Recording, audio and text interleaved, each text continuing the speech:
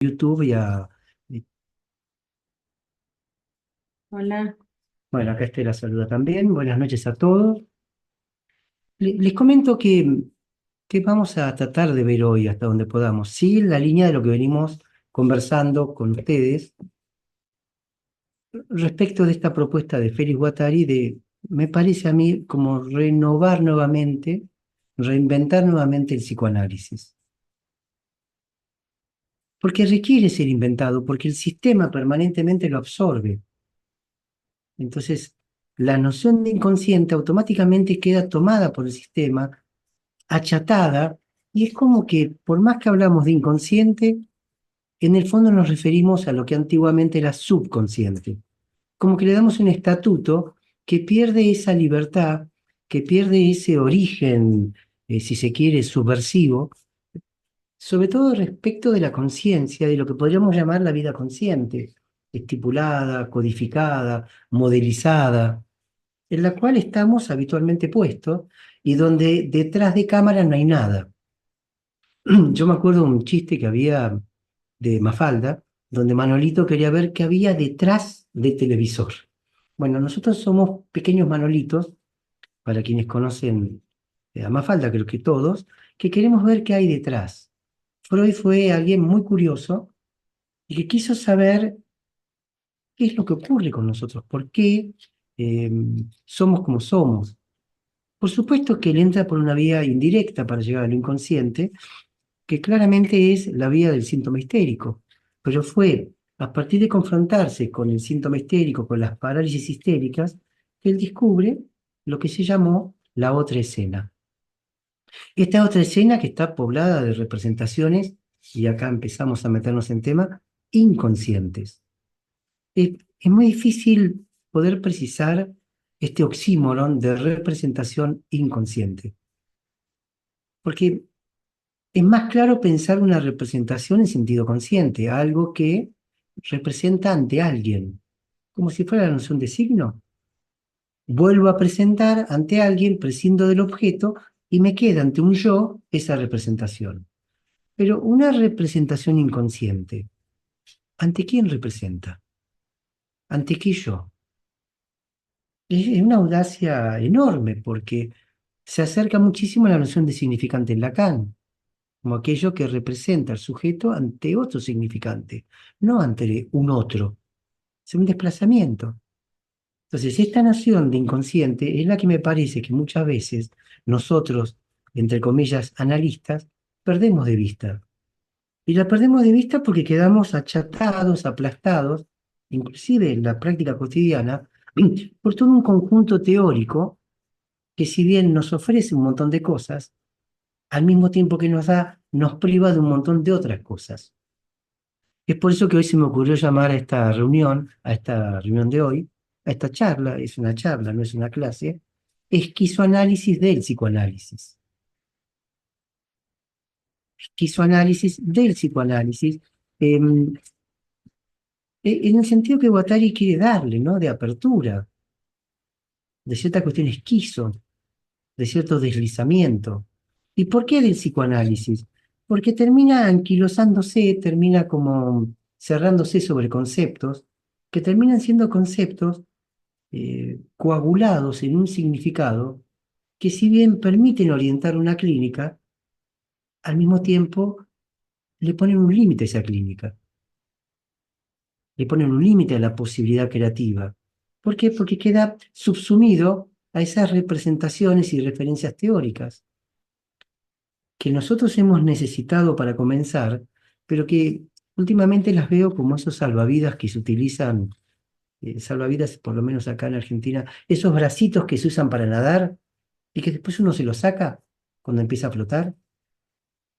Bueno, la noción de andamiajes tiene también que ver con eso. Son andamios que van siendo necesarios para construir cierto edificio, pero que luego se retiran. Claro, ustedes dirán, bueno, pero cuando lo retiro, ¿de qué me agarro? Y ahí comienza la aventura de cada psicoanalista. ¿De qué nos agarramos? Si hablamos de un flujo, si hablamos de cosas que están más allá de la palabra, si hablamos de significantes, de objeto A, de representación inconsciente. ¿De qué nos vamos a agarrar? Bueno, el gráfico, o el ejemplo que a mí habitualmente utilizo para esto es cierta publicidad que había en Argentina, televisiva, donde alguien estaba pintando subido a un pequeño banquito y otro va y le patea el banquito y entonces dice, ¿y ahora de qué me agarro? Y le contesta del pincel. Y bueno, uno se agarra del pincel, es un trazo, no es una teoría acabada, no es un cuadrillaje, no es una conceptualización tal que uno puede mirar desde esos conceptos y agarrarse de eso. No, es desde el pincel, en el caso a caso, en cada escucha que vamos haciendo.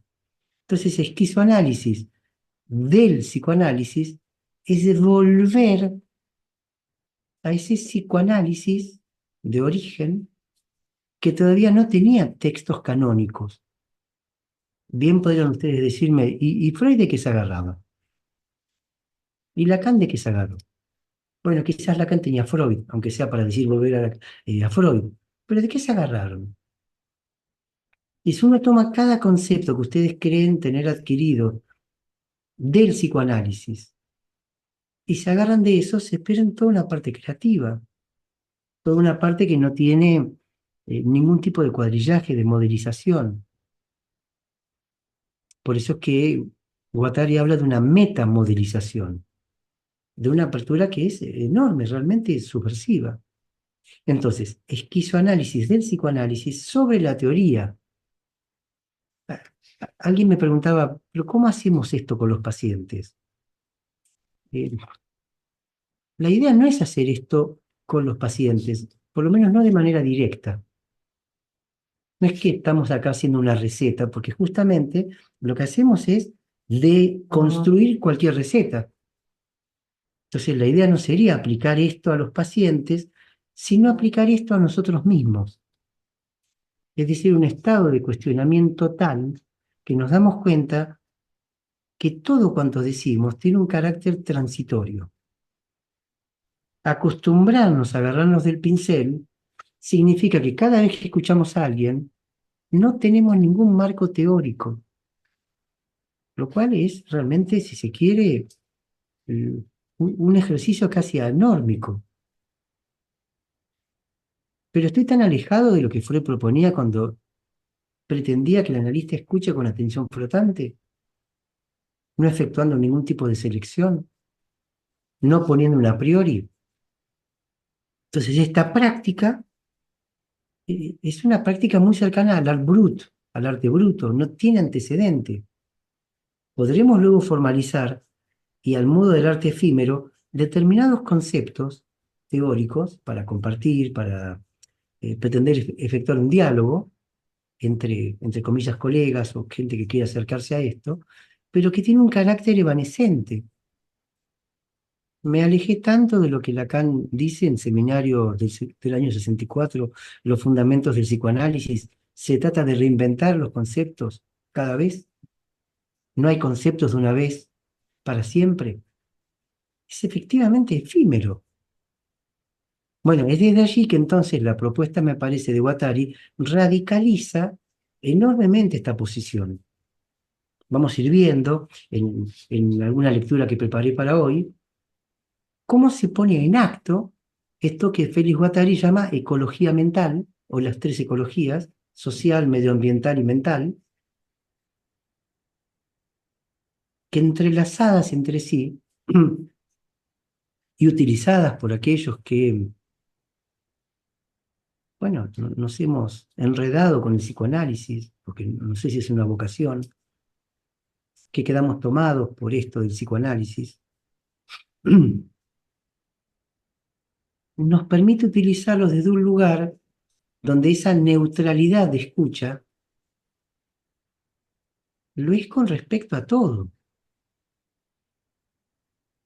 porque si no es incomprensible hablar de heterogénesis y de singularidades.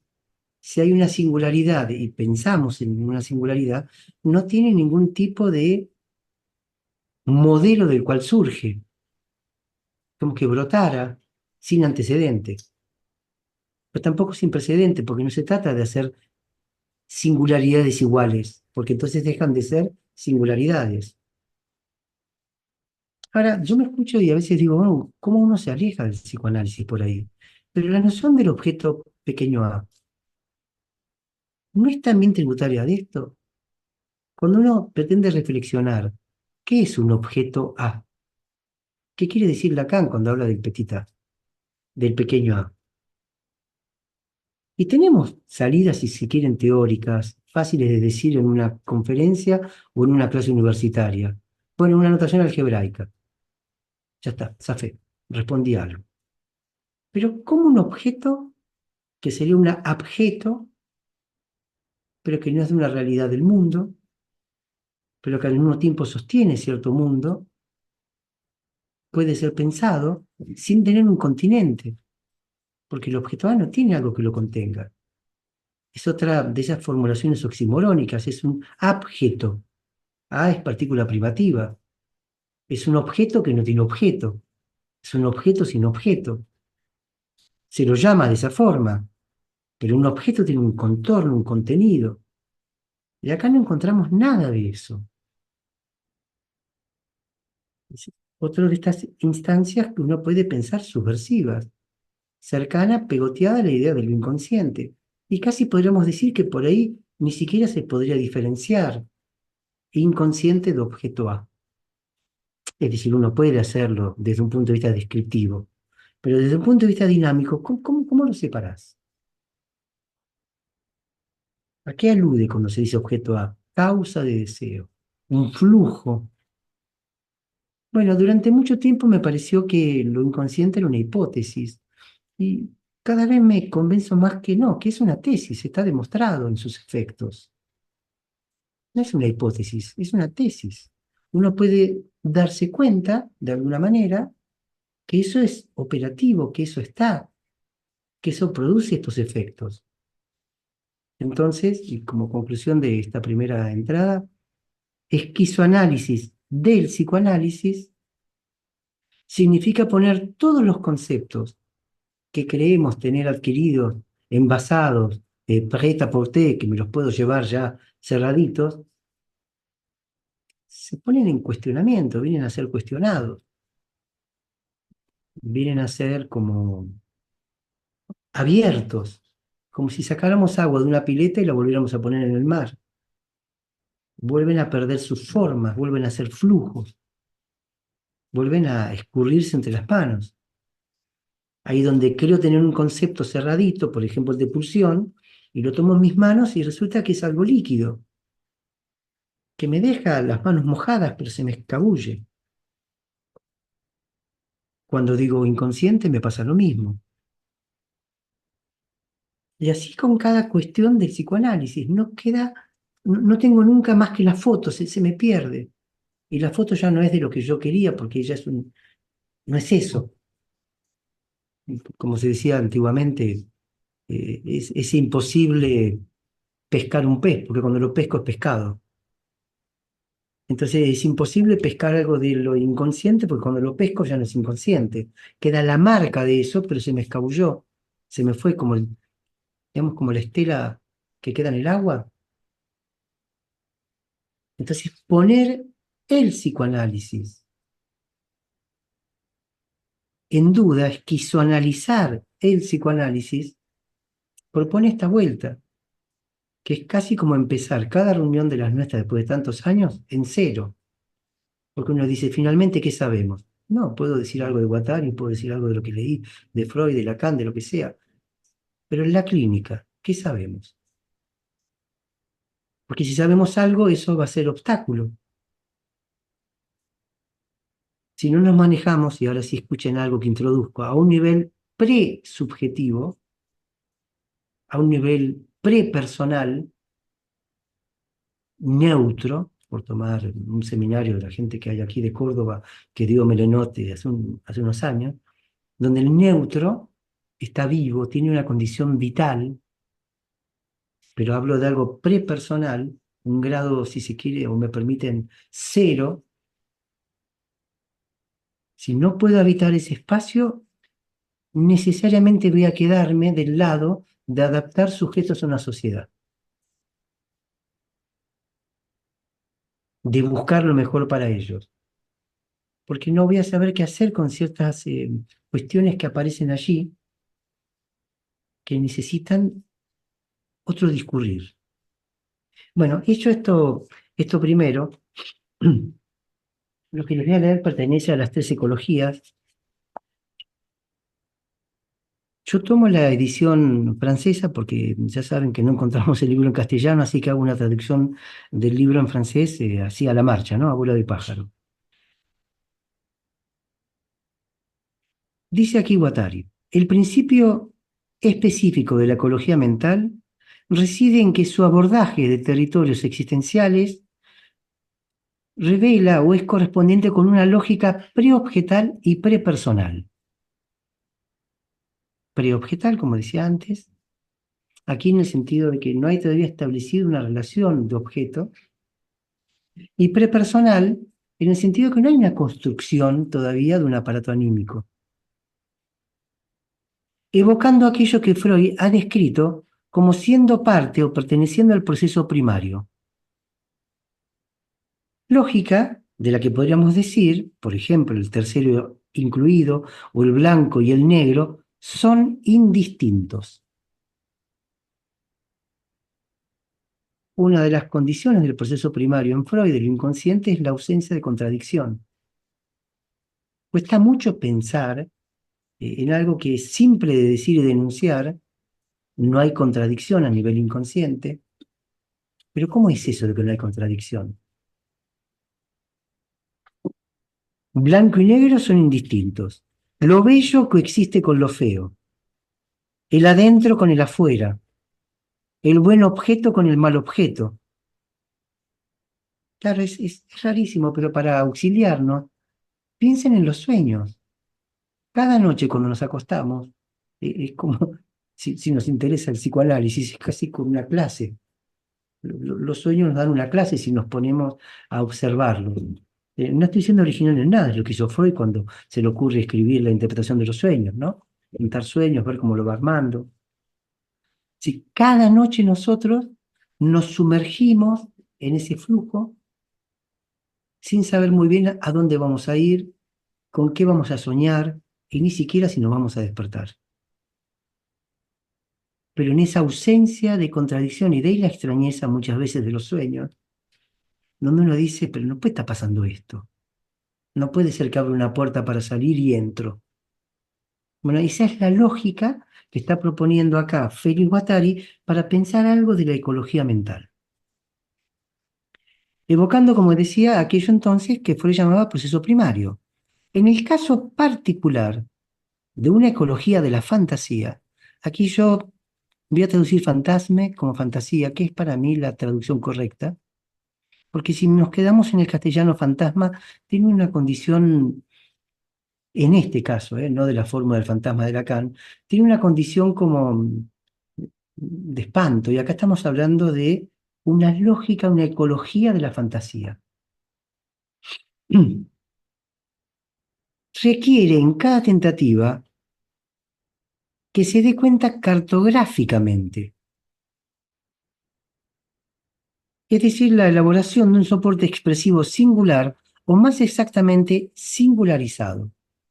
Claro, imaginemos un acto clínico donde alguien está contando algo de su fantasía, ya sea un sueño, ya sea algo que se le impone, algo que quiere contar, y debe ser abordado desde la lógica del que lo está contando. No podemos tener un a priori allí, porque si ponemos un a priori, entra nuestra lógica.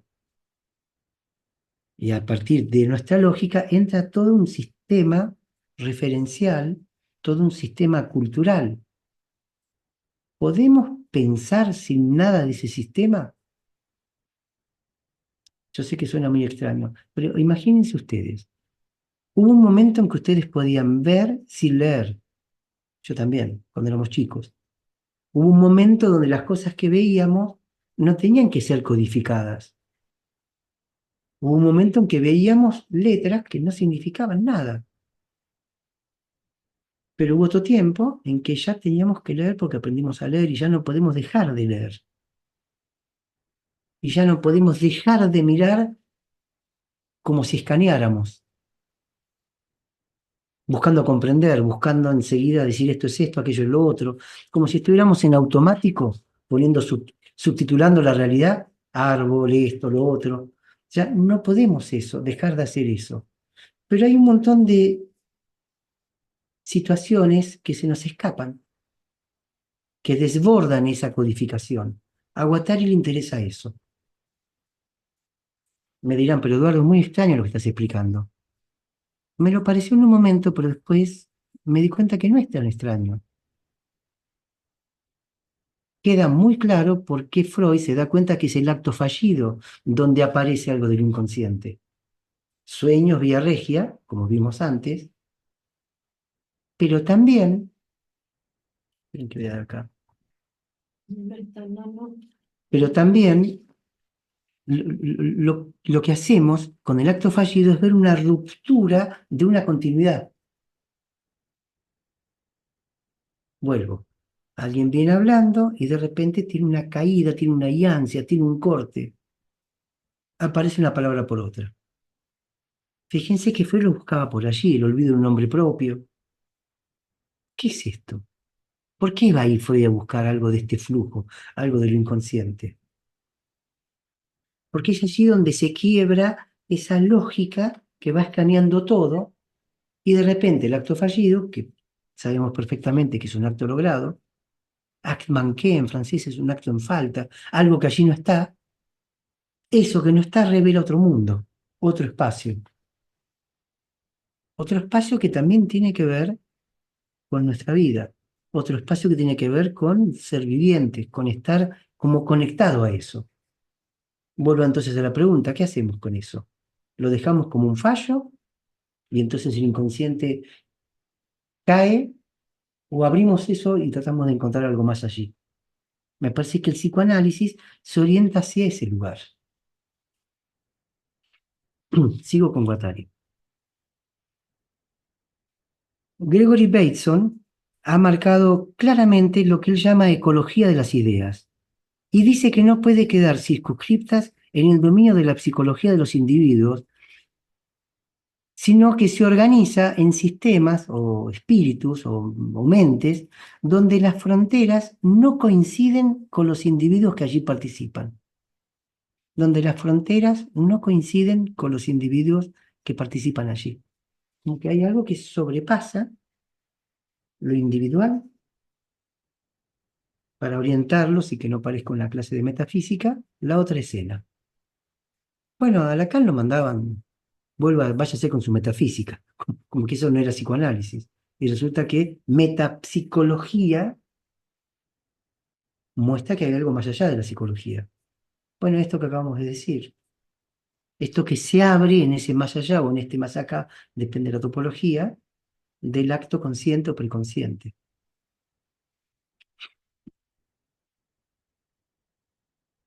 Para aprender, para tomar estos fragmentos catalizadores de bifurcaciones existenciales, para tomar, para dar cuenta de estos fragmentos catalizadores de bifurcaciones existenciales, Freud había inventado los rituales de las sesiones, la asociación libre, claro, porque entonces yo tengo el fallido, la irrupción de esto, y asociar libremente, que por supuesto no es libre, pero es un intento de apropiarse de algo de eso. Bueno, ¿qué asocia usted con esto? Como para ver cómo podemos rastrear de dónde vino eso. Entonces tenemos por un lado la apertura y luego el sistema que intenta de alguna manera apresar, aprender, tomar, ver los efectos de esa apertura. Por ahí inventó entonces los rituales de las sesiones, la libre asociación, la interpretación,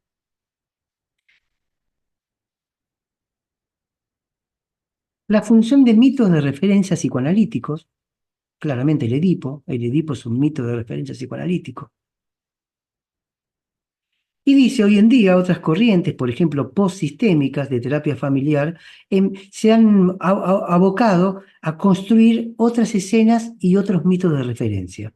Dice, eso marcha más o menos, más menos que, más mal que bien sería la traducción. No se trata para mí, dice, de construir andamiajes conceptuales incapaces de dar cuenta de estas producciones de subjetividad, sino de buscar aquello primario, tal como se despliega de manera singular y no de una manera industrial. Acá está esa bifurcación. ¿Qué quiere decir cuando se despliega de manera industrial? Que los equipamientos colectivos de enunciación, por ejemplo, los medios, toman esto y producen enseguida singularidades, subjetividades achatadas a una única forma. Es decir, que el sistema capitalista está muy al corriente de estos desbordes, está atento a los desbordes que se producen para incorporarlos inmediatamente. Por ejemplo, ya que hablaba antes del arte bruto, del art brut, se decía que Jean Dubuffet, que fue quien armó toda esta cuestión del arte bruto, se había hecho millonario haciendo esas exhibiciones con el arte de los locos. Y en la medida en que se produjo una relación comercial con el arte de los locos, deja de ser un arte de los locos para pasar a ser un arte capitalista, donde esos objetos pasan a tener un valor y donde las relaciones entre las personas en el capitalismo pasa por el provecho que se obtiene en esa relación. En el país del norte, Estados Unidos, es muy claro ver cómo las relaciones son siempre económicas y lo efectivo va cayendo. La otra vía, que ya no sería una vía industrial, sino una vía singular, sería, que es la propuesta de Guattari, un mito o una teoría sin pretensión científica. Ah, ustedes no saben cómo nos libera esto. Porque al no tener una pretensión científica, no tenemos que someternos a los rigores de validación de las ciencias. Y si bien quedamos como chantas, como personas que están por... que fue siempre el tema del psicoanálisis, no es una ciencia, no es una ciencia, tiene un valor, no lo tiene, está mucho más cercano al arte que a la ciencia. Más cercano al arte no quiere decir que no tenga cierta precisión, ¿eh? No me gusta hablar de rigor porque es muy superyoico, pero sí tiene cierta precisión y basta conocer el campo del arte para ver que es un arte que tiene cierta lógica y cierta precisión. No es que chanta, no cualquiera es artista. Pero el paradigma del psicoanálisis entonces va más cercano al arte en el sentido de la producción de singularidades, que a una escala industrial donde produce entonces subjetividades, pero atrapadas por esos modelos.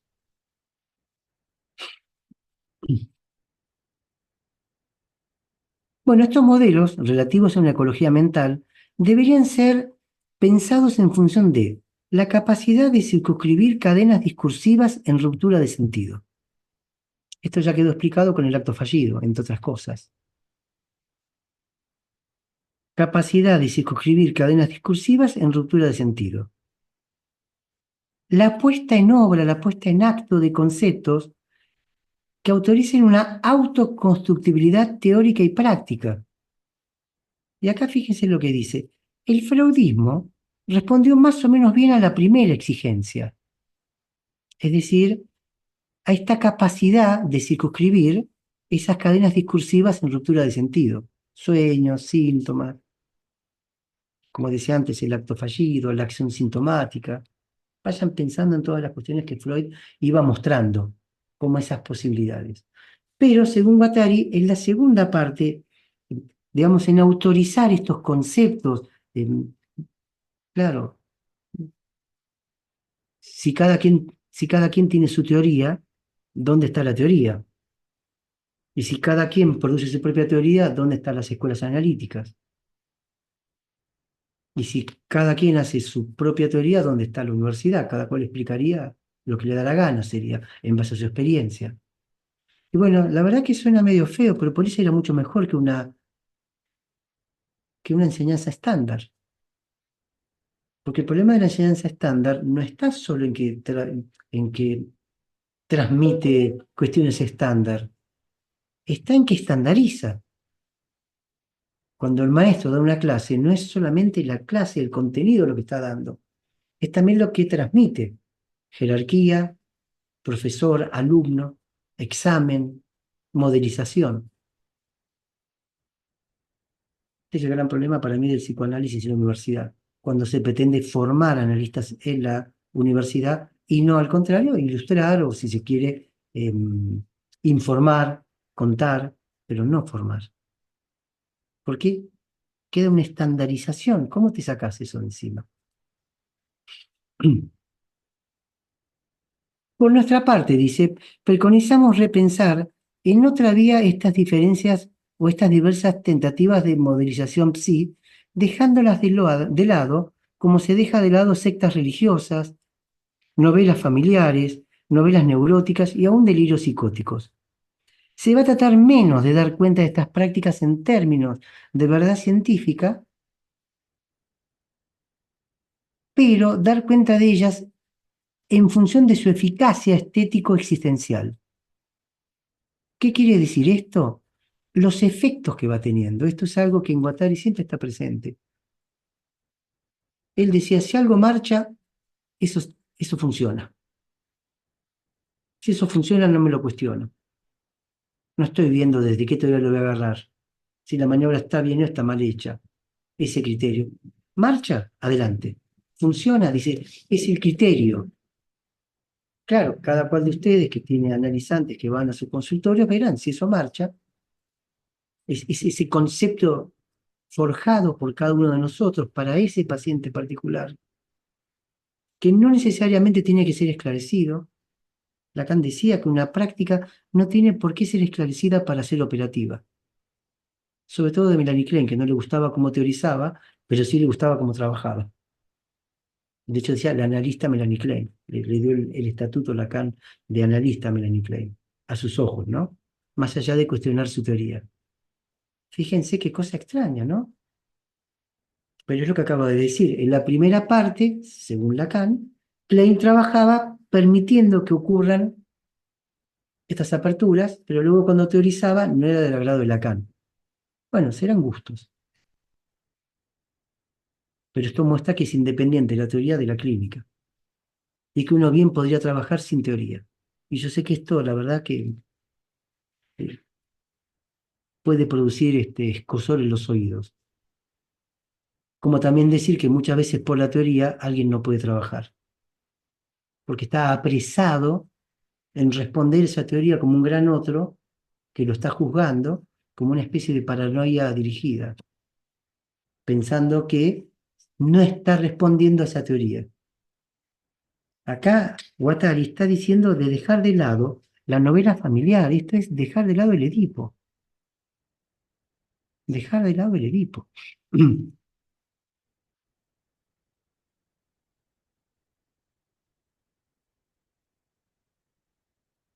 El objetivo crucial sería encontrar esos puntos de ruptura asignificantes en la ruptura de la denotación, o sea, el objeto marcado en lo real, y la connotación, es decir, su significación.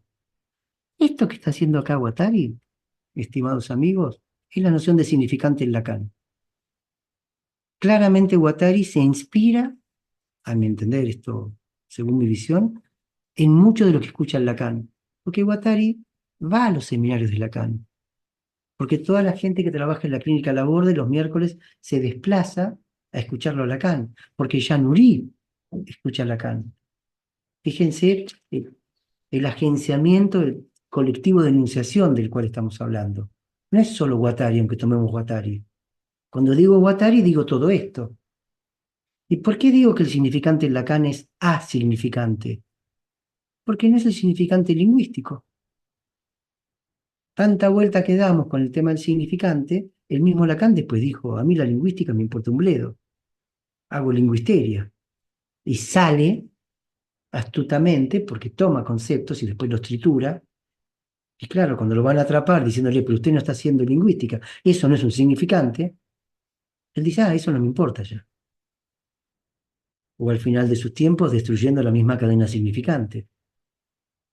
Entonces, ¿qué es el significante? Algo que rompe, algo que instaura una ruptura. Por eso queda, me parece, a partir de acá más claro aquello que representa el sujeto del inconsciente ante otro significante. Esa apertura. De eso se trata. que lo inconsciente aparece allí.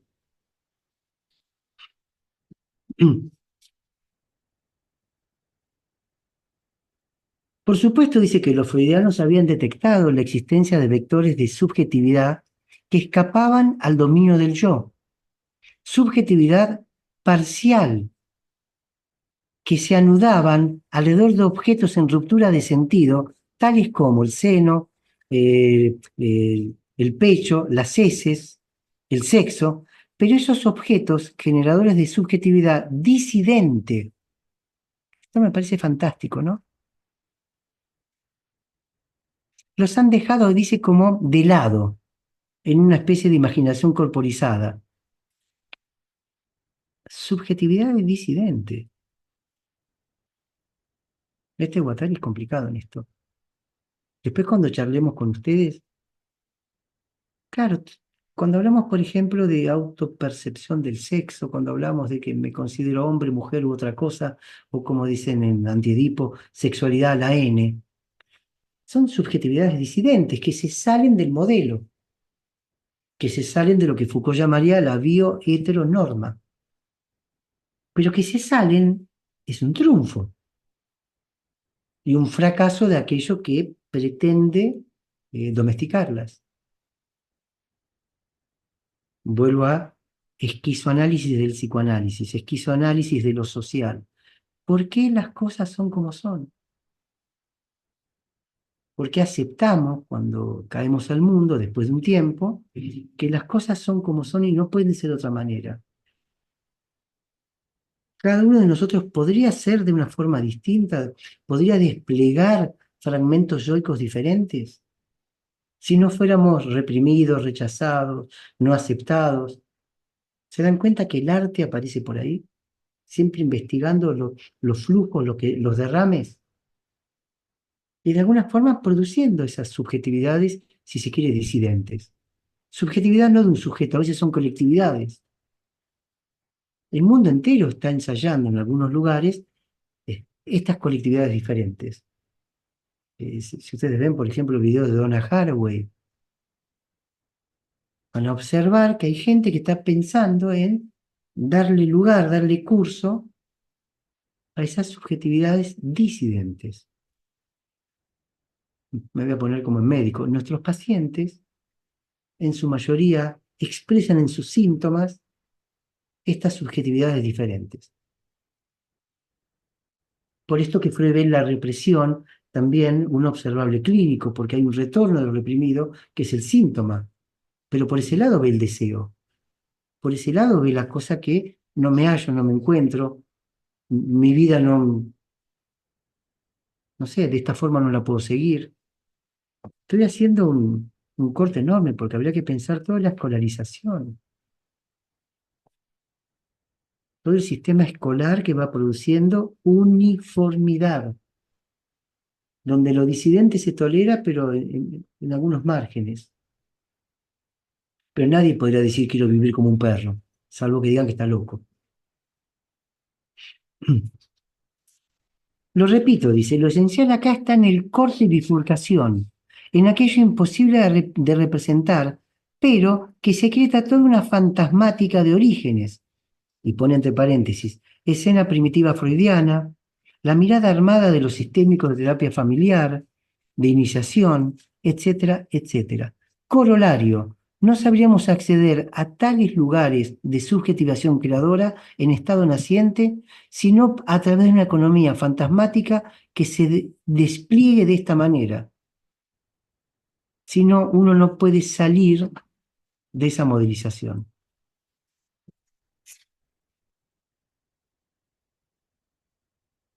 Dice, no soy lo suficientemente naif sería acá ingenuo, y utopista, utópico, de pretender que va a haber un método que asegure esto. Pero podríamos intentarlo, dice. Se podría intentar en hospitales, en la escuela, en los medios ambiente urbanos. Se podría intentar modificar estas coordenadas, hacer una inmensa reconstrucción, intentarlo, salir del cuerpo, del yo del individuo, del super yo punitivo, de la culpabilización mortífera que no nos permiten salir de estos lugares, que no permiten sobrepasar y acceder a mutaciones de una sociedad que si no, no va a tener futuro. El principio particular de la ecología entonces social es promover un eros de grupo, que no se presente como una cantidad abstracta, sino que corresponda a una reconversión cualitativa específica de la subjetividad primaria que da cuenta de esa ecología mental. Y con esto vamos a ir terminando. Dos opciones se presentan acá. Por un lado, la constitución de grupos sujetos autorreferenciados, o por otro, el modelo yo, tú, él, padre, madre, niño. Claro, acá está me parece en Guattari la salida que él pretende. Dejar de lado el Edipo no significa no pasar por el Edipo, significa no quedarse en el Edipo. Ustedes saben que para Freud el Edipo era un problema, no sabía dónde ponerlo al final. ¿Cómo salir del Edipo? ¿Cómo se sale matando al padre? ¿De qué forma? ¿Se acuerdan que habíamos conversado? Que dice se va a fundamento, se va a pique. ¿Cómo atravesar el Edipo y abrirse a estas otras posibilidades? Miren, yo encontré en Lacan algunas cuestiones que quería también traerles. Del seminario 11, que para mí es un seminario inagotable, para ver estas cuestiones de la pulsión, para ver estas cuestiones de la heterogénesis, y para ver cómo pensaba también Lacan estas cuestiones.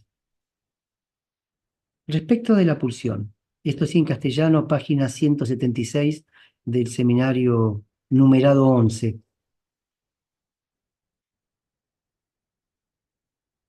El montaje de la pulsión es un montaje que se presenta primero como algo sin ton ni son. Tiene el sentido que adquiere cuando se habla de montaje en un collage surrealista. Me imagino que ustedes algo del surrealismo piensan, elementos todos disyuntos, no hacen un todo, casi diríamos elementos locos. Basta ver cuadros de Dalí, eh, El perro andaluz, esa película, ahora no me acuerdo el nombre, que son cosas raras. Esta película que recomendamos la última vez con Estela, del Marqués de Sade.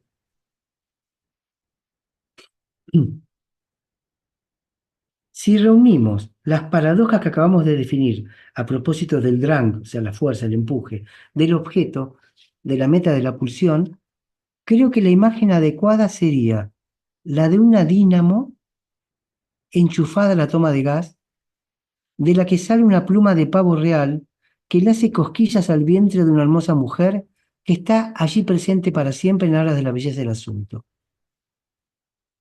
El asunto, por cierto, empieza a ponerse interesante porque la pulsión, según Freud, define todas las formas con las que se puede con las que se puede invertirse un mecanismo semejante.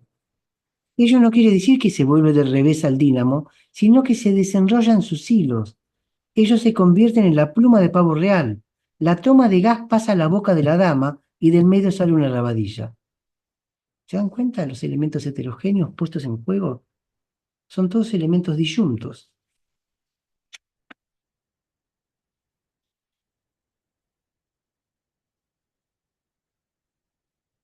El objeto de la pulsión, dice en la página 191, Lacan, debe situarse en el plano de lo que llamé metafóricamente una subjetivación acéfala, sin sujeto. Un hueso, una estructura, un trazado que representa una faz de la topología. Ahí se ve entonces, página 192, sigo con Lacan, diversas posibilidades de la función del objeto A, el cual nunca se halla en la posición de ser la mira del deseo. Es o presubjetivo, lo que estábamos hablando antes, o fundamento de una identificación del sujeto, o fundamento de una identificación que el sujeto niega. Lacan. Yo digo por las críticas que se le hacen muchas veces a a Guattari, pero claramente está inspirado y está elongando lo más que puede cuestiones que él ha escuchado. Él ha sido paciente de Lacan, miembro de la escuela que Lacan ha fundado hasta el final de la escuela. O sea, que está llevando adelante esta puesta en acto, esta reevolución del psicoanálisis para mantenerlo vivo. Y todas las referencias que fuimos trabajando aquí en Andamiaje, cuando veíamos, por ejemplo, a Eduardo Kohn con la semiosis viviente, eh, término que tomaba de Charles Sanders Peirce, es de lo que estamos hablando.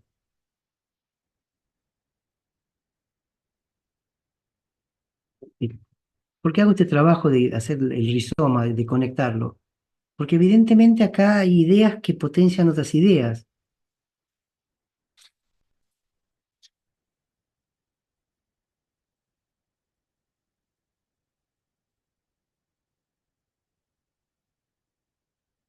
Producir, dice acá Guattari, relaciones que no pasen por el rendimiento y el provecho. Buscar una ecología mental que también le dé lugar a las fantasías de agresión, de muerte, de violación, de racismo en el mundo de la infancia y en el mundo adulto. ¿Se pueden dejar de lado? Más que detestarlas, más que sacarlas con procesos de censura y de contención, ¿por qué no poner esas fantasías por fuera de principios morales? ¿No convendría promover ahí una verdadera ecología de la fantasía, llevando esto, trasladándola, reconvirtiendo esas materias a nuevas materiales de expresión?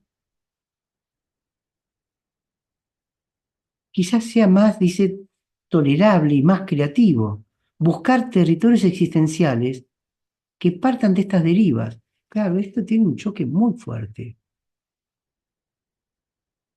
porque uno no podría pensar jamás que esas cosas. Yo acá pensaba el tema de la sublimación en Freud. Ah, Freud pasó por acá también, de alguna manera, cuando pensaba que lo más elevado de la cultura venía, sin embargo, entre comillas, de lo más, ¿cómo decir?, moralmente reproba, no aceptado. Entonces un cirujano que corta, y bueno, hubiera sido un criminal, pero sublimó, puso un fin socialmente aceptado e hizo algo con eso. Bueno, acá propone darle lugar en esa ecología mental también esas fantasías y trasladarlas por la vía del arte, que es una forma de sublimación. Está también pensando en estas cuestiones que evidentemente Freud pensó en su momento.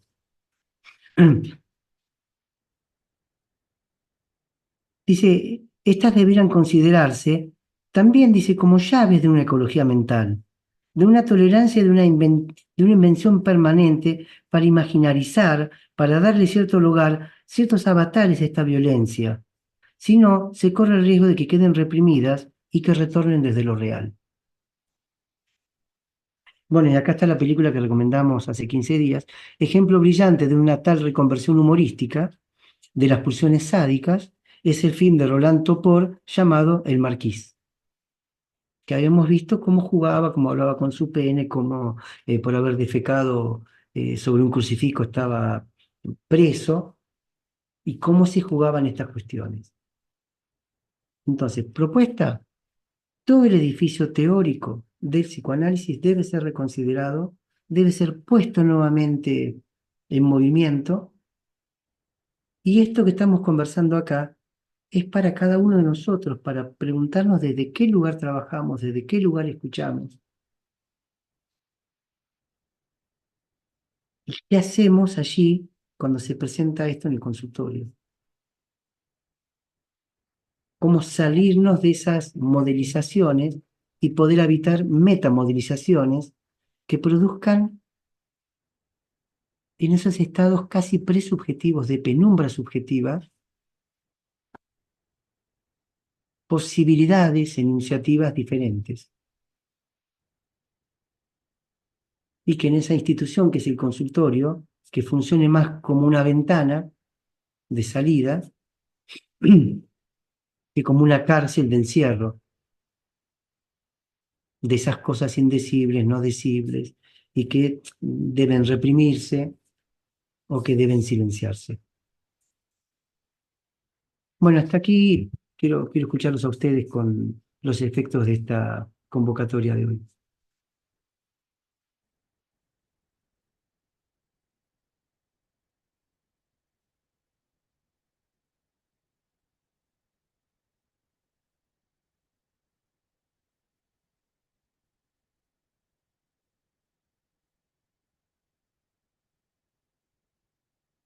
Comentarios, ideas.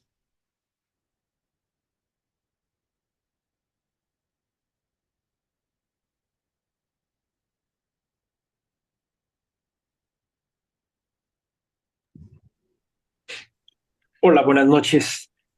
Hola Marco Antonio.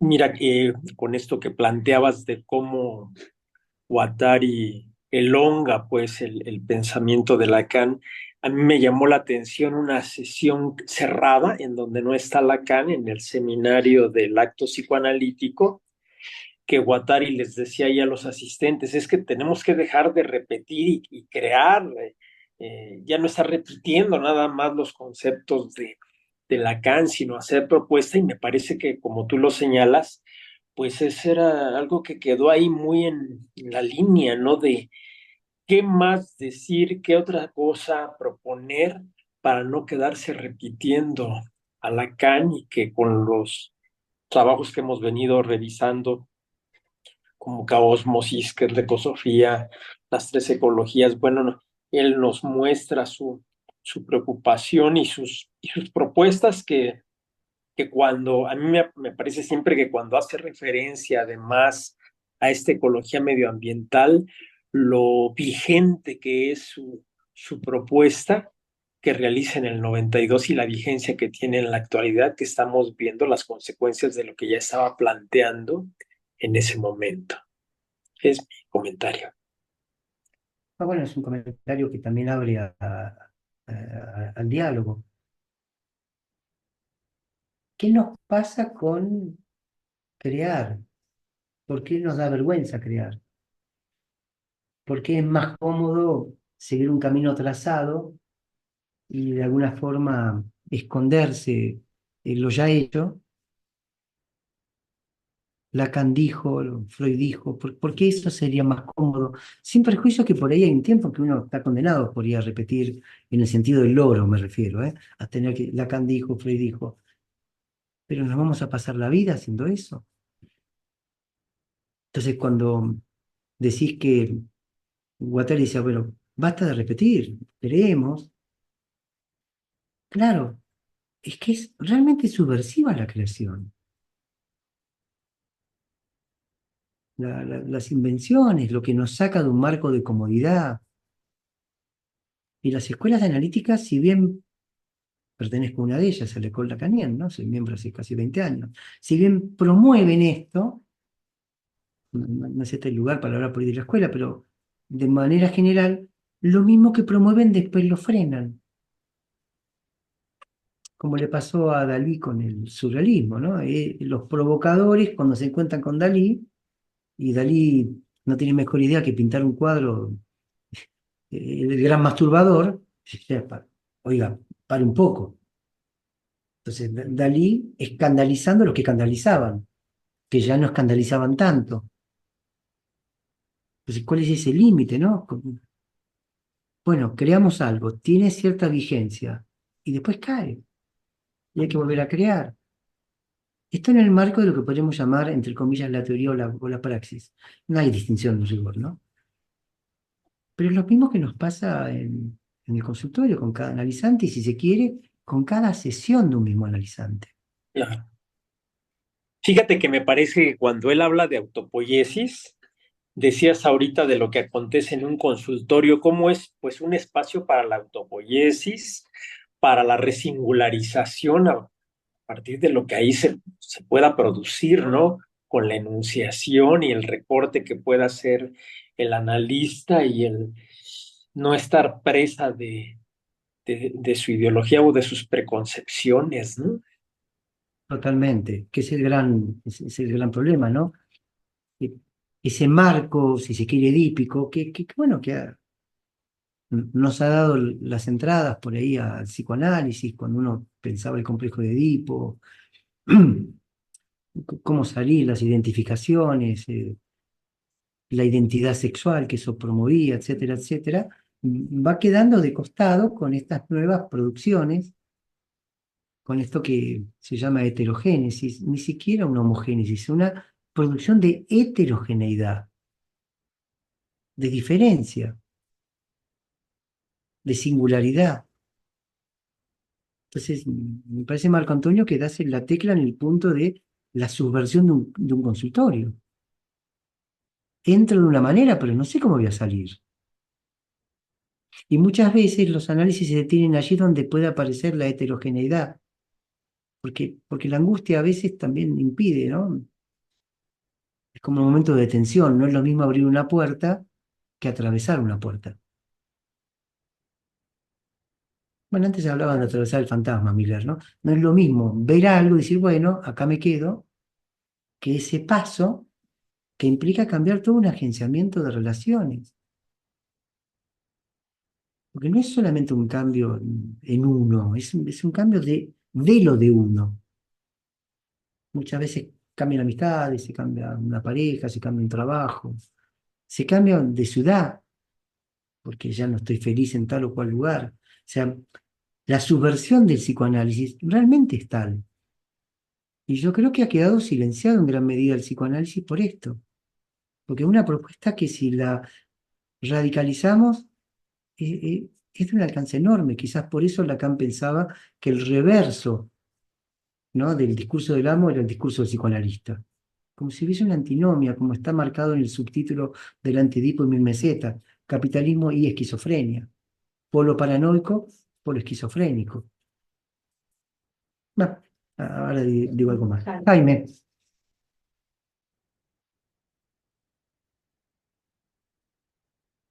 no te escuchamos, ¿eh? No, no te has desmuteado. No, no te escuchamos, Jaime. Fíjate si podés desmutear el micrófono. Oh, Ahora sí, creo. sí, sí. Ah, Ahí está. Hola. buena tarde, buenas noches a todos. Como siempre, pues muy contento de estar aquí en esta reunión y platicar y compartir cosas que pasan, que nos pasan. Y yo me quedaba pensando a propósito de esta figura que compartía al inicio acerca de quien estaba como la cuestión del banquito, ¿no?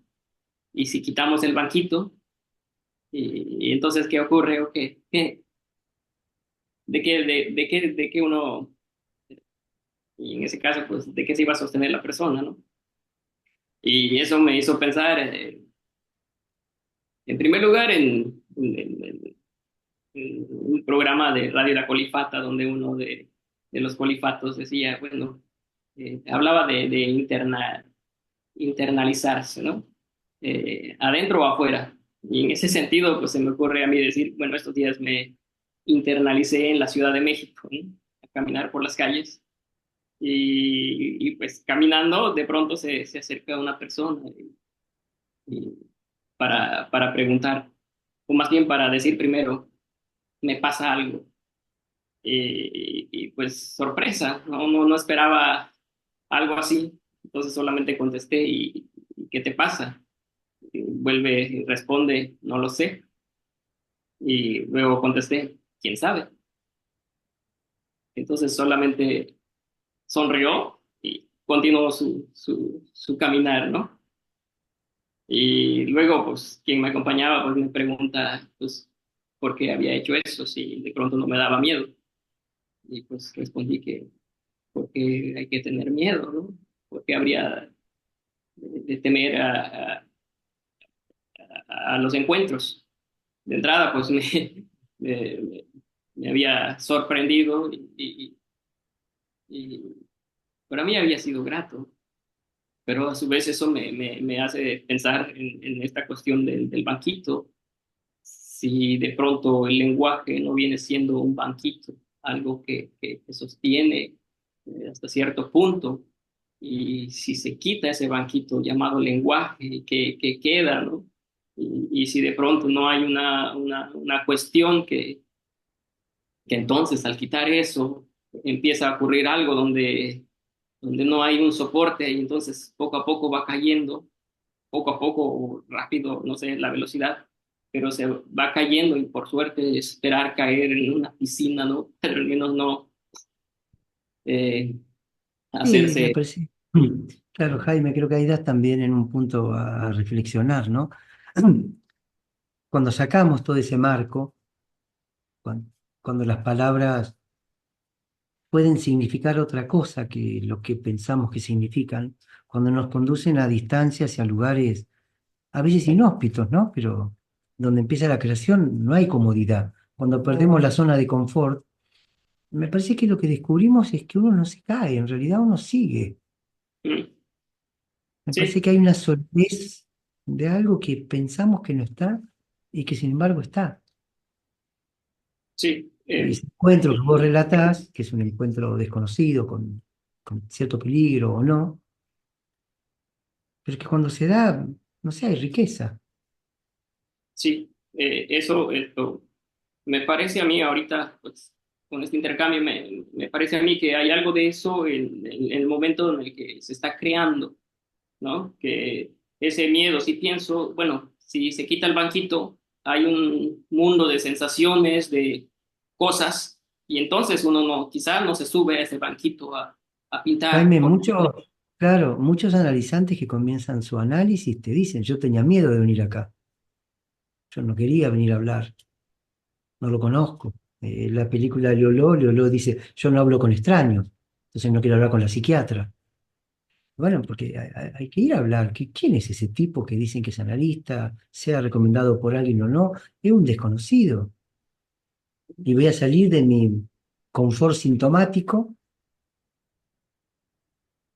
¿Con qué me voy a encontrar? Sí, Si cuando un análisis deviene tal, no hay garantía de con qué te vas a encontrar, justamente por lo que vos acabas de decir, porque ¿qué hay detrás de cada palabra cuando las abrís? ¿Qué hay en un fallido cuando se despliega? Hasta el es, horror del yo de decir, uy, me habitan estas fantasías, mm, esto también soy yo, esto prepersonal que se construyó, pero que está por, no sé, digo por debajo, por decir alguna cuestión, pero está ahí, no hay por debajo, ya esto quedó muy claro después de Lacan. No hay psicología de las profundidades, hay de la superficie. Pero eso que mm, está ahí también me toca. Y digo esto y le vamos a dar lugar a Omar, que también quiere decir algo. Jaime, eh, bueno, ¿qué, qué yoes se pueden desplegar en esa heterogeneidad? ¿A dónde me pueden llevar esos yoes? ¿Seré yo? Así lo dijo. Le digo, Omar, Sí, es breve.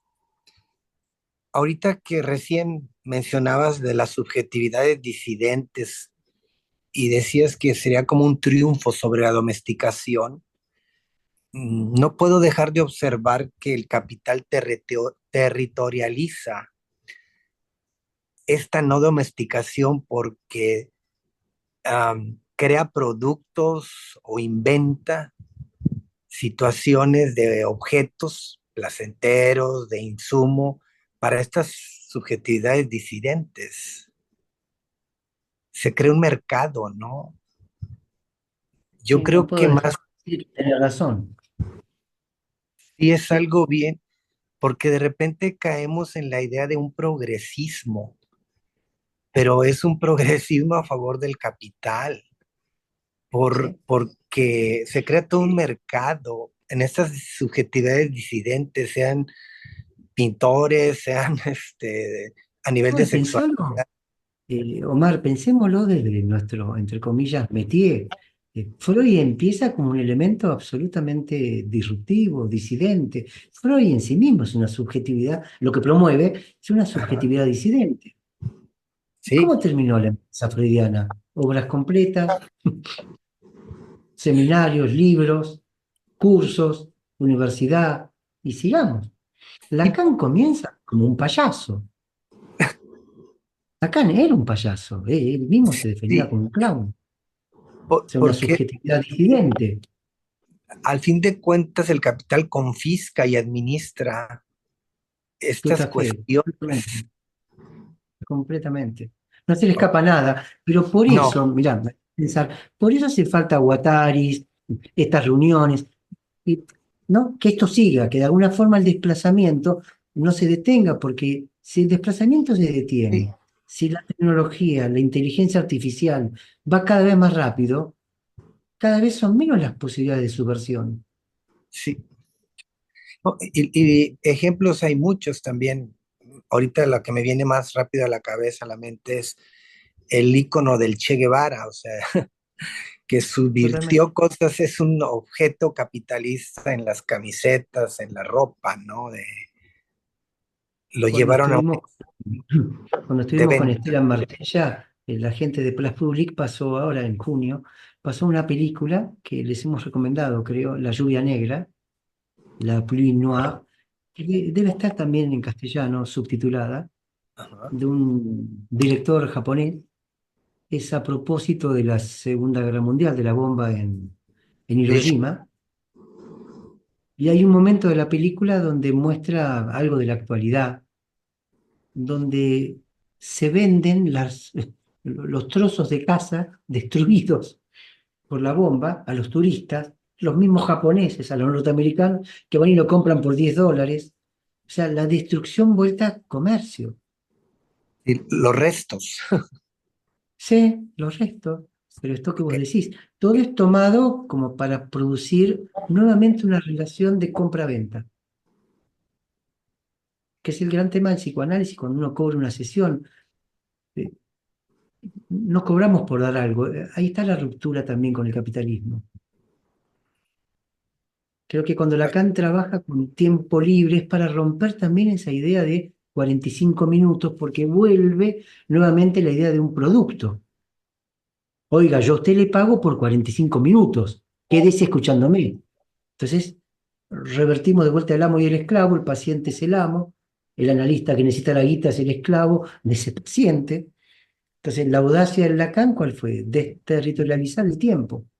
Dejamos acá, en un punto determinado de sesión, o a veces de manera arbitraria, pero que rompía esta idea del producto que nos acecha permanentemente, el psicoanálisis, como disidencia, termina finalmente encapsulado en sesiones, rituales de tiempo y así nomás.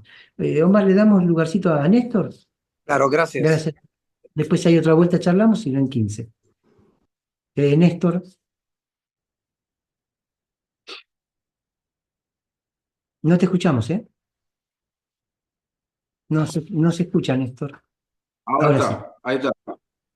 Hola. Bueno, ¿cómo le va? Voy a tratar de ordenar algunas cosas que anoté y que vengo pensando y que algunas las he escrito. Ahí están en mi libro. No, no sé si están muy bien, pero trato de ordenar con algo con lo que empezaste, Eduardo, eh, a explicar esto del esquizoanálisis, del psicoanálisis que te han preguntado cómo hacer con esto, cómo hacer esto con los pacientes, ¿no? O cuando alguien nombra eh, esquizoanálisis o trata de explicar cómo trabajar desde este lugar, imagínense en un hospital hablar de no poner la prioridad del diagnóstico y todo lo que implica poder explicar. Así que bueno, me quiero sacar las ganas acá con ustedes, que puedo hablar un poco más. Sáquese las Eh, ganas. claro, yo creo, esto es una idea que no se me ocurrió ahora, digo, eh, lo ven, pensar que en realidad cuando preguntan cómo hacer con los pacientes, bueno, Freud sí tenía escritos técnicos sobre cómo, pero Lacan no. O sea, los lacanianos son los que han transformado a lo disruptivo, lo disidente del psicoanálisis en una psicología, en una medicina, tomando referencias de los analistas que estuvieron con Lacan, de las anécdotas, de lo que se dice, de lo que Lacan va diciendo ahí de vez en cuando, toma alguna referencia y se toman esos, esas referencias y se estandarizan en método de trabajo. El tiempo, la forma de cobrar, lo que era gracioso años atrás con el silencio del analista y un montón de cosas que se estandarizaron, de experiencias que se escuchan de Lacan, pero que Lacan no tiene. Acá pido disculpas porque por ahí no leí todo Lacan, porque no leo en francés y bueno, he leído lo que está en castellano. Pero Lacan no tiene escritos técnicos. Y entonces, los lacanianos, lo que yo llamo, yo no sé si otros, la multinacional que toma Miller, que trata de transformar eso, no está mal, es un modo, transformar eso en una clínica ordenada, en una noción de conceptos que se toman y se repiten, pero se toman algunos, no otros, se toman algunas anécdotas de Lacan, no otras. Se toman, por ejemplo, el precio, cobrar caro, por ejemplo, o cuando los 10 minutos 5 se transforman también en un estándar, o sea, está bien, Lacan rompe con los 45 de la IPA, pero bueno, conocemos, si conozco que todo el tiempo ser lacaniano interrumpió a los 5 minutos, también se transforma en un estándar, o siempre a los 5 minutos decimos algo que merece una interrupción de la sesión. No hay mucha diferencia en la lógica. Y creo que Guattari, cuando yo estoy leyendo, estoy introduciéndome en esto hace algunos años, yo encuentro muchas más herramientas de trabajo, pero muchas más herramientas más claras, como andamiaje, inclusive orientaciones, digamos, para poder siempre inventar, siempre hay más encuentro más herramientas en Guattari para inventar el caso a caso, el poder trabajar, como decía Freud, olvidar, ¿no? No tratar al neurótico, al obsesivo que viene como el obsesivo que se va. Lo encuentro más fácilmente en Guattari que en Lacan, si se quiere. Porque con Lacan sí eh, había que sostener esta disidencia. O sea, yo leo que se ha tomado con los años posteriores al fallecimiento de Lacan, que los lacanianos han hecho de Lacan una psicología y han estandarizado cuestiones, anécdotas, como herramientas de trabajo, como formas de intervenir. Néstor, te paro acá Eso. porque dijiste muchas cosas y así, pero a modo de diálogo, no de respuesta. Creo que cada quien tiene que ir viendo cómo se construye su posibilidad de trabajo, ya sea en el hospital, ya sea en el consultorio, en ambos lados. Cada cual tiene que ver cómo se saca de la cabeza los imperativos categóricos de la teoría, los señores feudales de la teoría. Cada quien tiene que ver cómo llega a esa beta creativa. Sí me parece que por ahí hay que distinguir Lacan de los lacanianos, como Freud de los freudianos. Mm. Me parece que los lacaneses, como decían a veces en broma, ¿no? El idioma lacaniano, que muchas veces abortó la creatividad de Lacan. Eh, Lacan da seminarios, Lacan un charlatán.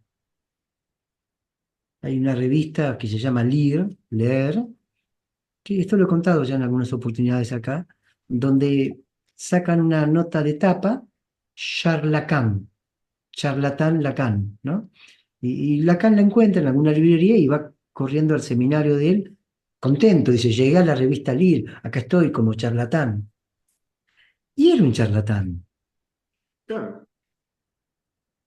Fueron pero un 28, 30 charlatán, años, no sé cuánto, claro, hablando, produciendo en vivo él y en apostó a vivo. hablar y a producir Claro. efectos. Nunca me parece a mí se presentó como maestro, nunca se presentó No. como experto. Él hablaba, casi como hacemos acá, sin compararnos con Lacan, ni con el seminario de él, dialogaba, se inspiraban, algunas cosas salían y algunos se llevaría una herramienta que les serviría. Ujú. Ahora luego, como veíamos antes con el comentario anterior, creo que Domar, y el sistema toma las cosas y después viene el capitalismo, como siempre. Sí, Resulta yo que son un pensaba en gran la negocio. remera, pensaba que la remera Sí, del Che bueno, hoy es Lacan con una frase típica que no dice nada, que ya carece de todo ser, una frase con la foto en las redes, digamos, Lacan, no sé, el amor es dar, no sé qué, etcétera, etcétera. Dar Digamos, lo que no se tiene aquí. ¿Mm? Esas fórmulas de Lacan que se hicieron se dispersaron ¿Mm? por todos lados con esa fuerza, en su momento fueron dichas en cierto contexto, en cierto momento, tuvieron cierta eficacia, y como es efímero, luego cae. Claro. Ahora, bueno, ocurre que mucha gente se va a sentir un pequeño Lacan y repite esas fórmulas. Las formaciones universitarias son muy duras hoy en día para los alumnos en las materias psicoanalíticas. Se enseñan cosas que no entienden ni los profesores ni los alumnos y les toman examen a los alumnos de lo que no se entiende, con lo cual no te queda más que repetir. Ujú. Bueno, vamos a darle, Néstor, a Carolina, ¿es? Hola, buenas noches. ¿Qué tal? Buenas noches. No, nada, me pareció como muy interesante incluso estos comentarios de Omar y de Néstor, y yo sigo encontrando en esto que leíamos hace unas sesiones atrás, que hoy lo volviste a traer, Eduardo, el término de metamodelización y de la modelización como una clave, ¿no? A mí me parece que hay algo ahí que hace una ruptura y que nos salva de esta cuestión de quedar uniformados en cierta cuestión capitalista, ¿no? Que parece que todos tendríamos que hacer de determinada manera. Y en algún momento surgió una pregunta, nada, en una conversación con otros colegas, esto de si un análisis con un analista es igual que esa persona haría un análisis con otro analista.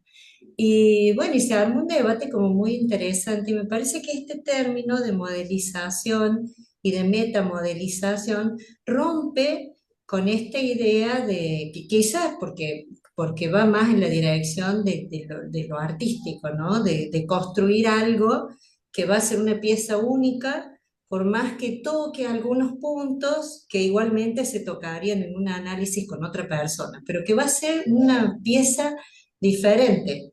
Y yo quería retomar, si me permiten, Mira, quiero decir algo, Carolina, de lo que dijiste sí, recién. Me parece que como todo análisis sigue siendo un hecho de amor, mm, donde está la transferencia, es como preguntarse si uno en pareja con otra mujer sería diferente ah, la vida. ¿No? Me parece que son las singularidades que es con ese analista. tal cual. Claro, no, ya es algo que sería un despliegue de algo como si uno se hubiera nacido con otros padres, ¿viste? Entonces mi Claro, vida sería diferente, lo que hubiera podido.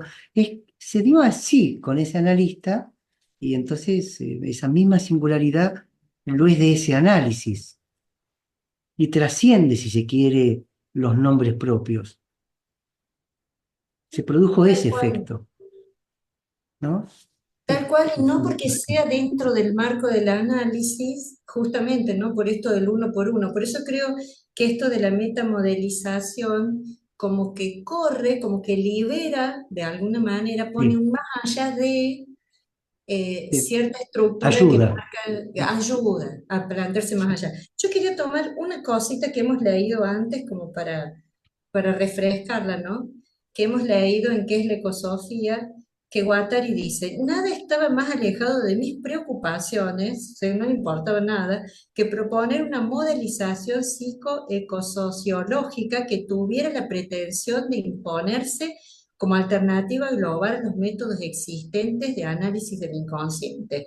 Desde esa época mi reflexión estaba centrada sobre los procedimientos que hoy llamaría de metamodelización, es decir, sobre algo que no se instaura como sobrecodificación de las modelizaciones existentes, sino más bien como procedimiento de automodelización, entre comillas, que se apropia de todo o de parte de los modelos existentes para construir sus propias cartografías, mis, con mayúsculas, propias marcaciones y por tanto su propio abordaje analítico, su propia metodología analítica, Está ¿no? impecable lo que y me hace recordar que me olvidé algo, porque había preparado también ¿Qué es una cartografía? Qué interesante ese concepto. Claro, Estaría porque la clave buenísimo está en la tomarlo de acá a cartografía. 15 días. Claro, que es una palabra compuesta entre carte en francés, mapa, y escritura. ¿Y cómo se Ah, construye la ajá. cartografía? Sobre todo cuando estuvo Mauro Murasawa acá en Andamiaje, lo pueden buscar en Google, él habló bastante de las cartografías y mostró cartografías marítimas, porque claro, aluden a una geografía, no a una historia. Entonces esa cartografía es un concepto de Guattari, yo me olvidé hoy bueno, otro día saldrá. Eh, Realmente interesante armar esa cartografía. Es un concepto o término o idea muy pegadito a lo de metamodelización. Ujú. Como si cada quien construyera, nosotros no nacemos con un manual de uso, no como un coche que te dice a los 5.000 kilómetros, los 10.000, tiene que hacer esto, lo otro. Y cada persona no sabe bien qué hacer con su vida. Y nada te lleva a que a que vos hagas una automodelización. Todo Ujú. lo contrario, agárrese de lo que hay. Ujú. Tome lo que ya está hecho, no se le ocurra hacer algo a usted, porque si uno arma algo uno y ya es el mal alumno en la escuela, ya es el disidente. La palabra disidente, como veíamos como subjetividades disidentes, es interesante la palabra disidente. En los países muy cerrados van presos los disidentes. Ujú. O sea, hay un riesgo de ser disidente. Lo que le pasa a Néstor en el hospital. Y no es fácil, porque por un lado se te puede pedir creatividad, pero cuando sos creativo te dicen, che, baja un cambio. Ujú. Acá tenemos la norma. O sea, hay cierto riesgo de esa disidencia, hay cierto riesgo de esa modelización producida por cada quien. Y yo creo que en el arte se permite, ¿sabes por qué, Carolina? Porque el capitalismo no toma en serio el arte. Ujú. No, no lo toma en serio, lo toma como un producto a vender, como un cuadro vale tanto, hacemos una subasta, los millonarios tienen en su casa si pueden un cuadro bien caro, pero el arte en el sentido que lo piensa Guattari, en sentido estético, ético, la cuestión estética como la juega Guattari, no se la toma en serio, no se toma en serio. Es cierto, Pero coincido. sí, es por el lado de la metamodelización donde nos podemos agarrar de algo. Pero digo esto antes de concluir, quienes trabajan con chicos saben también, así como Néstor tiene en el hospital, trabajar con chicos tenés el límite de los padres y las presiones de los padres. Ujú. Y hay que aceptar, los padres quieren hijos normales. Ujú. Por más que no sepan bien qué es normal o la normopatía, como decía, creo que Jean Uri o Tosquelles. Mientras más modelizados. Claro, el gran problema que mi hijo vaya para allá, que triunfe el día de mañana, o sea, están tan metidos, estamos tan metidos. Ujú. Eh, Al final del Antiedipo, Guattari y Deleuze citan a Jean Tinguely, un escultor, que se caracterizó por hacer esculturas en movimiento. Lo hemos trabajado en andamiajes hace unos cuantos años. Sí. Él era pareja de Niki de Sanfal, otra escultora que también ha dado que hablar. Y Jean Tinguely hace máquinas que no sirven para nada. Entonces, sometido a un reportaje que le preguntan, pero ¿para qué hace esto? Una máquina que no sirve para nada, ¿para qué la quiere? ¿Qué sirve una máquina que no sirva para algo? Y él dice justamente, como son máquinas inútiles, son libres, no tienen que servir para algo. Dice, son máquinas acapitalísticas. Bueno, el problema que tenemos nosotros es que tenemos que servir para algo. Somos máquinas que servimos para algo y para alguien. ¿A quién le gusta decir que es inútil? Como psicoanalista, ¿a qué servimos? Y si yo dijera que el psicoanálisis es una actividad inútil, no tendría mucho éxito, pero por ahí sería, la libertad andaría por ahí. Pero ¿quién se va a autoproclamar inútil? Aunque sea libre. ¿Qué es lo que dice Jean Tanguy? Si ustedes se meten en la máquina, si siguen el movimiento de la máquina, si se dejan capturar por ese movimiento, verán una máquina alegre, es decir, libre. Es fantástico. Es inútil porque no produce, Es inútil porque no produce. pero tiene movimiento. Claro. Como Pero el es, psicoanálisis. como psicoanálisis, es inútil desde el punto de vista del capitalismo que hace que todo sirva para algo. Se comercialice, se venda. El PIS, vas a hacer PIS en un aeropuerto, pues tenés para €1. O sea, flujos que todo se... ¿Quién va a ser una máquina inútil? Y el psicoanálisis es esa máquina inútil. Que, que sale, por eso reverso del discurso capitalista. A veces ni nosotros mismos sabemos qué significa lo que hacemos. Es la inutilidad. Sacar a alguien de lo útil. Estoy agobiado de mi trabajo. Hoy una paciente me decía, no puedo parar, porque yo no puedo parar, no puedo parar. Estoy tan ocupada. Y me pasó esto y lo otro, y tengo las manos hinchadas. Bueno, y se está muriendo. Pero se siente útil. ¿De quién? Y el super yo, no sé, la sociedad, la búsqueda de amor a través del resultado, el confundir, hacer las cosas bien como intento de ser amado, como encontrar allí el reconocimiento. Eso es una prisión terrible, ¿eh? Y el El psicoanálisis, turismo. por eso dice, perdón, no te escuché, Néstor. Perdón. No. Entonces, el turismo, las vacaciones para cargar pilas para producir más, en vez de descargar, Sabes siempre me que causa nosotros gracia. vamos a veces a una playa en Francia queda en Saint-Nazaire. La playa es eh, se llama Jamás soñado. Saint-Marc-sur-Mer, que es donde se filmó una película que son las vacaciones de Monsieur Hulot. Googleala, de los años 60 y pico. Y el señor Hulot era alguien que va de vacaciones y la quiere pasar bien. Se quiere ir realmente de vacaciones. Pero descubre que en la playa los grupos sociales mantienen ciertos códigos. Viste que en Punta del Este tenés que ir de blanco a tal lado. O sea, como que ni de vacaciones la gente toma vacaciones. Mm. Entonces no tiene con quién jugar y bueno, quiere jugar con los chicos, pero tampoco los padres le permiten. O sea, la película muestra esa imposibilidad que vos decís de ir de vacaciones para hacer nada.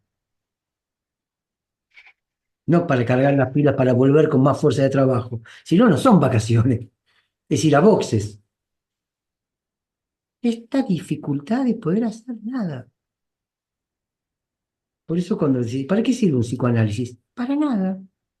Esto lo decía Lacan, ¿eh? Pero es una nada benéfica. Claro, que en oídos capitalistas yo no le voy a pagar a usted para que no me sirva para algo. Pero si lo que usted me paga le sirve para algo, estamos en el discurso capitalista. Lo voy a curar de su Edipo. Usted se va de acá y va a tener equilibrio con su papá, con su mamá, con sus hijos, con su mujer. Nada que ver. Bueno, vamos dejando acá. Ah, tenemos un anuncio. ¿Cuándo es que está Susana Berkovich? Que creo que ya lo pusimos en Facebook. Vamos a hacer un miércoles.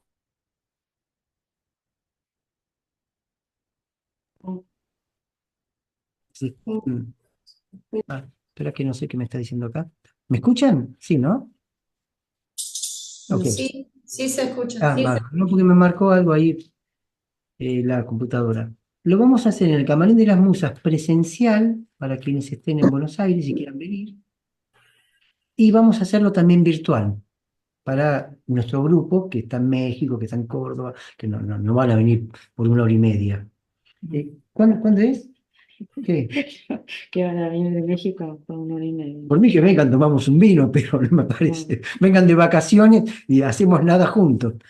Decime la fecha, por favor. Es el 9 de octubre, el mismo horario, sí, el miércoles, y el título, digo, Dale. es Ese brillo en la nariz, los casos, entre comillas, y pregunta, ¿graciosas y temibles ficciones? Este es el título y está un mini argumento, unas líneas que Susi escribió en Facebook, lo van a ver. Ella dice ¿Eh? Susi porque somos Ah, muy perdón. amigos de hace Bueno, muchísimos años sí. y Susana ha estado en andamiaje, no sé, ya no sé cuánta cantidad de veces. Así que quedan invitados, se van marcando esa fecha, los que sean virtual y los que estén en Buenos Aires, que se quieran acercar, también los recibimos. Luego va a estar también, ¿cómo se llama el nombre? Miguel Gastiazoro Miguel en Gastiazoro, que ya noviembre, pero no tengo el título. no Por tenemos eso el no lo título. quería decir porque no Bueno, no falta el título, me pero vayan falta. sabiendo que Sí. esas Pero él fechas. es solo virtual porque él está allá. Él va a transmitir desde México. Claro. Bueno, entonces Sí. vamos dejando acá El y 20. en 15 nos volvemos a encontrar. Buenas noches y nos volvemos a ver. Chau, chau. Hasta Buenas noches. luego. Chao. Buenas noches. Chau.